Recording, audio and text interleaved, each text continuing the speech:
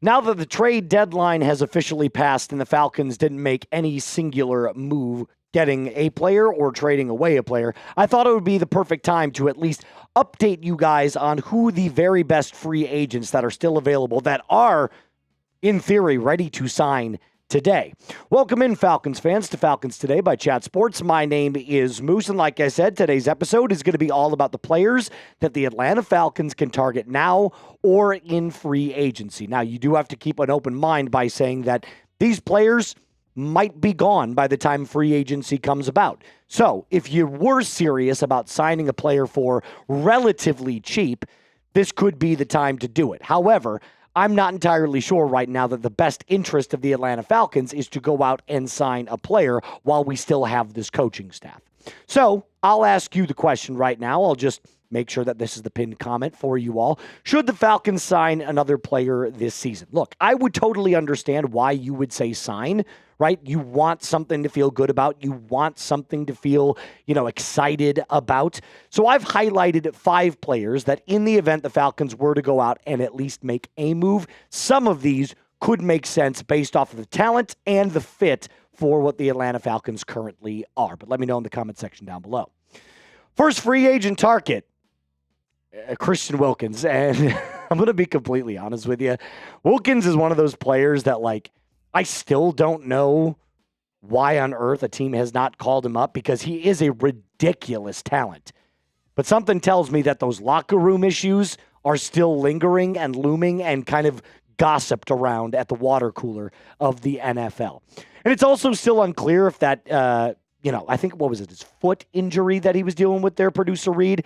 Something like that. The Raiders got rid of him basically out of nowhere. There were some rumblings that he was kind of a locker room weirdo, I think is the best way to say it.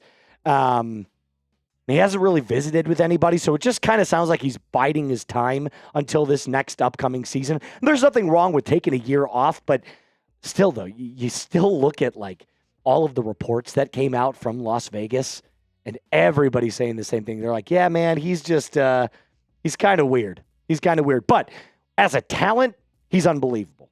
Let's go back to even 2022, just 3 seasons ago.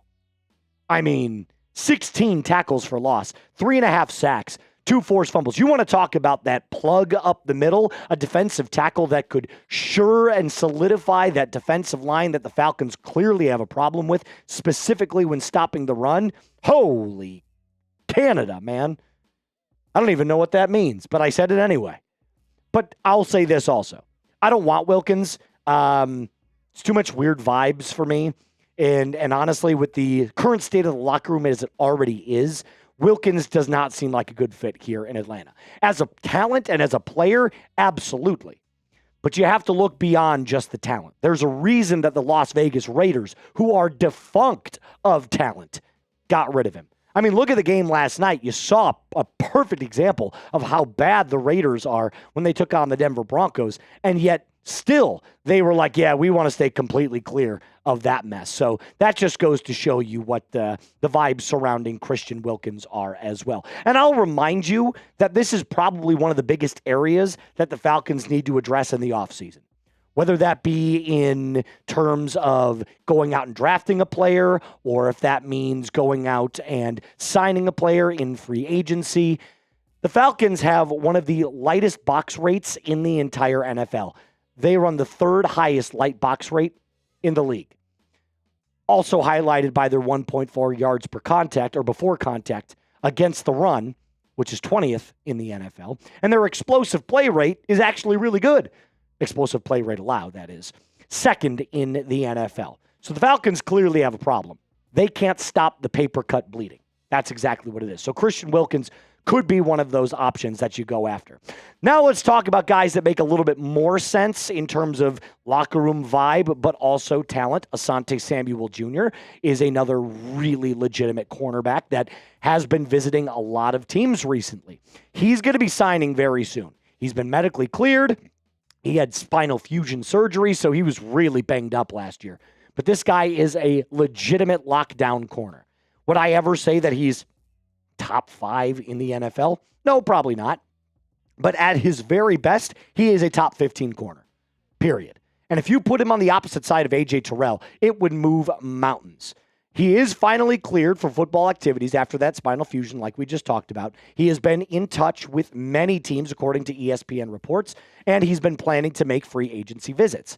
Now, this could be an opportunity to work alongside an already really great secondary. And if you look at the numbers, they absolutely back up what I'm talking about. 2023, 13 PBUs. This guy is a lockdown, mirroring corner that can absolutely make plays on the ball. He is ridiculously talented. Now, he deals with this thing called stingers. And a stinger essentially is kind of like when your muscle kind of freezes up, specifically in the neck area. It limits mobility, and it's incredibly painful. And the doctors also say that if one of these things were to flare up during a game and you get hit the wrong way, you could be paralyzed, which is a very, very scary thing to see. So we're happy that he's healthy. We're happy that he's been cleared for football activities. And like I mentioned, he's already made some visits.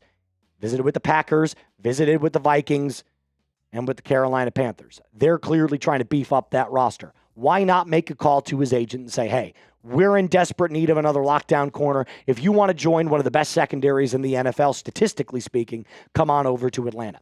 And by the way, speaking of Atlanta, if you love fresh Atlanta Falcons content all season long and off season long, hit that subscribe button right now. I love these kinds of videos because it gets away from the obvious ho-hum of what we've seen from the Falcons on the football field this year and kind of looks towards the future. Now, coming up, I'm going to give you my final take two. Final 3 free agent targets. Now, before I do that, I have to tell you about my friends over at Factor. The great thing about Factor is as the season changes and the weather gets even colder, finding time to cook can absolutely be a struggle. You know, the kids are going back to school, you're back in your busier routine, and that's why Factor comes into play. Their chef-prepped, dietitian-approved meals make it easy to stay on track and enjoy something comforting and delicious no matter how hectic the season gets. Savor global flavors, and for the first time, try Asian-inspired meals with bold flavors influenced by China, Thailand, and more. You get more variety and more meals, choosing from a wider selection of weekly meal options, including premium seafood choices like salmon and shrimp at no extra cost. You can eat smart at factormeals.com/FalconsChat50off and use code FalconsChat50off to get 50% off your first box plus free breakfast for 1 year.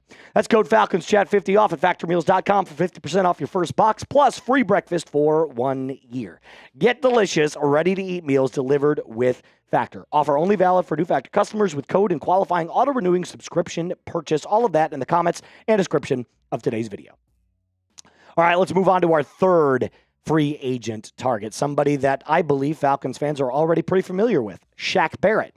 And Shaq Barrett's, look, I'm going to be completely honest with you, his better days are most likely behind him. However, does that mean that he can't be a nice little plug-and-play player? Sure, of course. And he kind of plays like a hybrid linebacker/defensive end. It's weird. He's got that like ability to drop back in coverage, but he can also play as a pressure player. You can see that by his tackles for loss and his sacks. Like in 2021, he had 10 sacks. And for somebody that's labeled as a linebacker, I don't necessarily want to even qualify him as an edge. He's kind of like a do-it-all defensive player. He can play the end, he can play the edge, he can play linebacker. But, I mean, look, he got 1 tackle in 2024. So it's clear that kind of on the decline. But again, none of these players that I'm listing, by the way, outside of maybe Christian Wilkins, are like the best options available. There's a reason that they're all unsigned as free agents, even halfway through the 2025 season. Christian Wilkins is probably the only player on this list that I'm sure teams want him right now based off of the talent. But let's be honest, locker room cancer. So all these other guys on the list that I'm gonna give to you, they all have a glaring problem. Either they're on the decline, they've got injury history, or attitude problems. Kind of like the next guy on the list. Oh boy. Diontae Johnson. Now, I put this guy on the list because, again, if we're talking about wide receiver talents, this is a tried and true number 2 wide receiver. He is. Go back to 2022, go back to 2021. This is a guy that had over 1,000 yards receiving, 882 yards receiving, 700 yards receiving. And he also finds the end zone, maybe not as frequently as you would like, but this guy's got a major attitude problem. What's he been on, Reed? Like 3 or 4 separate teams in the last calendar year? It's ridiculous. He spent time with the Browns. He spent time with the Ravens. He spent time with the Texans. Every single one of them washed their hands clean of Diontae Johnson. Really great talent, but he's a locker room cancer. With the current state of the Atlanta Falcons, with the way that this head coaching staff has not even unified the current state of the locker room, Diontae Johnson would not be a great fit. However, with the lack of wide receiver depth that you've currently got, you got Drake London and then basically everybody else, this could be a last-ditch home run effort, and maybe it sticks. So if you wanted to go out and sign Diontae Johnson, it's a fine addition. But like I said, Darnell Mooney's not even healthy. And Drake London is fantastic. Everybody else, though, is like, what are we doing? We got to figure it out. One of the areas that I'll come up with when we do our Falcons mock drafts, I'm going to hammer wide receiver because Drake London needs some help. Our last free agent target is somebody that can drop back while Divine Diablo is still on IR. It's Jawan Bentley, formerly with the New England Patriots. Now, Jawan Bentley, I believe, is not signed because I think he wants too big of a contract. I'd have to go back and double check. But that's kind of what I've been getting from all of the hosts here at Chat Sports. The intel that I've gathered is he really wants to be paid like a big-time linebacker. I'm not sure that everybody wants to pay him like a big-time linebacker, considering the injury that he sustained in 2024. But look at those tackle numbers. 114, 125, 109, and let's be honest, J.D. Bertrand, oh boy. Is he even going to be on the team next year? That dude is small. He's not good in pass coverage. He just gets bullied by bigger offensive players. And as an inside linebacker, that cannot be your MO. So here was my solution way back about a month ago when I had talked about re-signing Caden Ellis. If you move Caden Ellis to edge with Jay Walker and James Pierce Jr., now you got something cooking. That's a big 3 right there because I truly believe that while Caden Ellis might be good in dropping back in coverage, he's a much better pressure player. That's where he is going to be utilized. So if you signed a guy like Jawan Bentley, you could focus more on Caden Ellis just rushing the passer alongside Jalen Walker, who is seemingly coming on, and James Pierce Jr., who on any given Sunday is one of the most talented pass rushers on the field. He's got to find a little bit more consistency, but he's a rookie. So your inside linebackers could be Divine Diablo when he comes back and Jawan Bentley. And then, like I said, you just shift Caden Ellis up to the edge. That's a hell of a big 3. A hell of a big 3. And I'm tired of hearing about Troy Anderson. We got the news yesterday that Raheem Morris said, well, you never want to rule it out. You never want to rule out that he could come back. Well, we were told that he was on the PUP list and that he could come back as early as week 5 or week 6. I mean, Braylon Trice, same thing. We've got all of these players that we're told, hey, things could happen. Great things could come about. And yet we never see it. So I don't want to hear any more about Troy Anderson. You've got to figure out a solution to the Troy Anderson problem. I don't know if that means cutting him. I don't know if that means trying to trade him next season. I don't know what that means. But right now, he's a non-factor for the Atlanta Falcons. Period. Those are free agent targets: Christian Wilkins, Asante Samuel Jr., Shaq, Barrett, Diontae Johnson, and Jawan Bentley. Obviously, there's more free agents that you could go out and sign. These were the 5 that I felt were either the most needed for the Atlanta Falcons or probably the best fit. So either way, you let me know what my free agent list looks like. Grade it for me. If you think this list sucks, give it an F. If you think it's great, give it an A. If it's somewhere in between, maybe a B or C. Either way, defend your answer down in the comment section down below. That's going to do it for us on today's episode of Falcons Today. Falcons fans, rise up and be cool.